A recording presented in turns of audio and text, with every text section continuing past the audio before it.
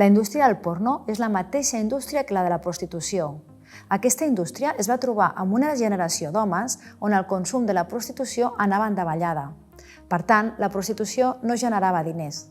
Per aquest motiu, aquesta indústria es planteja com a repte arribar a una generació que sí necessiti aquest consum. De quina manera ho fan? Incidint en l'empatia, el benestar sexual i la prostitució de les nostres i els nostres adolescents. El porno influye en las personas durante la última fase de construcción de la empatía, siendo entre los 8 y los 12 años. Los contenidos del porno llegan a sus vidas antes de tener relaciones sexuales.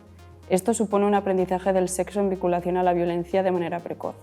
Por tanto, el sufrimiento sentido por las mujeres y la violencia ejercida por los hombres se normaliza y se percibe desde la indiferencia y la excitación. Así, los chicos construyen su deseo sexual en relación a la violencia y sin considerar su impacto en ellas. La segona estratègia que té la indústria pornogràfica és fer creure a les dones que ens dona benestar sexual, que ens peguin i que els homes siguin violents amb nosaltres a les relacions sexuals. I la manera de fer-ho és a través dels informes anuals de la plataforma més gran de pornografia, Pornhub, on es promociona que a les dones ens empodera deixar-nos violar i fingir que ens agrada. Pornhub es la plataforma de pornografía más grande de Internet, formada por 20 millones de suscriptores y generando un contenido que puede descargarse y al que se tiene acceso de forma gratuita. Sin embargo, ¿qué significa realmente este acceso gratuito? Que cuando no pagas por el producto es porque el producto eres tú.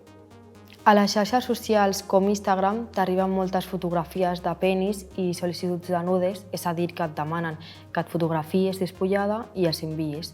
Si accedeixes a fer això, pot ser que et facin xantatge o que et diguin si vols rebre diners per poder penjar la teva foto a alguna plataforma. Y la tercera estrategia del porno es normalizar nuevas formas de prostitución online entre las adolescentes. Cada vez son más las adolescentes que negocian con su imagen vendiendo fotografías de carácter íntimo y sexual a plataformas como OnlyFans, que blanquean su actividad. Además, aumenta el número de hombres, parejas, amigos o empresas que hacen de intermediarios convirtiéndose en proxenetas.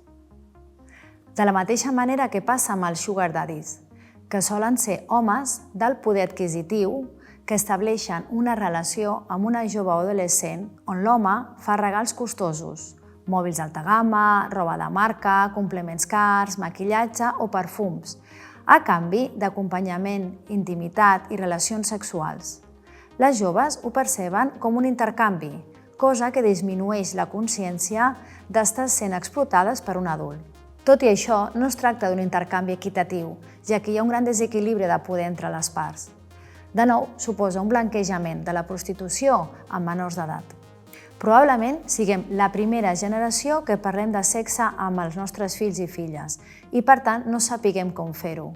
Tenim massa informació i això sovint ens complica. Cal que abordem el tema sense tabús, sense pors, des de la normalitat, que l'infant o adolescent conegui el seu propi cos i fomenti el respecte cap a ell i ella mateixa i cap als altres.